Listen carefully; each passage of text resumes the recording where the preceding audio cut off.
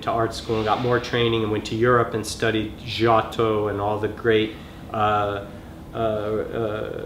Trecento painters of Italy, and those narrative styles really resonated with me, almost like comic strips. I also liked R. Crumb and all kinds of graphic. Before there were graphic novels, they were just underground comics, and I liked those as well. This sort of outrageous way of telling stories. I take traditional narrative forms, natural history painting, hunting narrative painting, and I try to change it and subvert the meaning and insert my own narrative into it, and using traditional forms to tell stories that these forms never would tell. So I think of it as like putting a computer virus in a traditional painting, or a Tourette syndrome. You know what this is, Tourette syndrome? When people blurt out crazy, they say, they swear or whatever. So my idea is that I make the painting start to tell embarrassing truths or things that it wouldn't normally tell. And I found that tradition in European painting that was not that dissimilar, using the saints and things like this. The work that I was very interested in, again, when I was young, as a child, what I pictured for myself was that I would be a natural history artist in a traditional way, in the footsteps of Audubon, but also Edward Lear. Also in France there was Baraban. There's many fantastic painters of natural history painters. But the one thing they mostly have in common is that they use watercolor on paper, and gouache as well, sometimes in ink. But the idea that the language of natural history, from the time that Dürer painted the rabbit until photography takes over in the late 19th century, it's always watercolor on paper. You bring a journal kind of thing out into the field. You're hunting animals. You're describing them with notes and painting them in watercolors in a field book.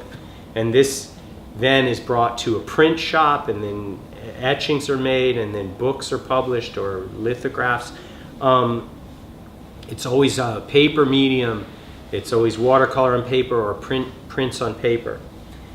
And we all kind of respond to this work. It's surprising how many, say, hip, contemporary apartment, you'll have a 19th century natural history print on the wall.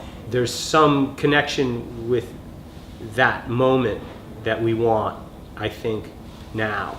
What those images represent for a contemporary apartment dweller in Paris or New York is a sort of connection with a world where we were still exploring, where we didn't have all the answers, where there was a wild out there. There was a wild world out there to still be explored, where it wasn't small national park with an admission fee and a long lineup of cars, and like I never saw an animal because there was just people in gift shops. This was a world, the last gasp of a world where you could get lost, and where you didn't know the answers, and where you didn't Google map yourself, and where everything was still very mysterious. And so that is a talisman from that period of time. So what I'm interested in is the darker stories behind that image. In other words, this is an image born of violence, of blood, of conquest, of a lot of difficulties that we have inherited. For millions of years, people were hunted or were hunting. And then for only a few thousand, we lived in towns and we had domestic animals and crops. And then only for a few hundred or even a few decades now, if we have any wild space left, we have to protect it. And if we have predators that used to prey upon us as a form of meat for millions of years of our history, we have to completely change our evolutionary relationship with these animals now. And how do you do that? It's like rewriting DNA that's in us from when we were apes.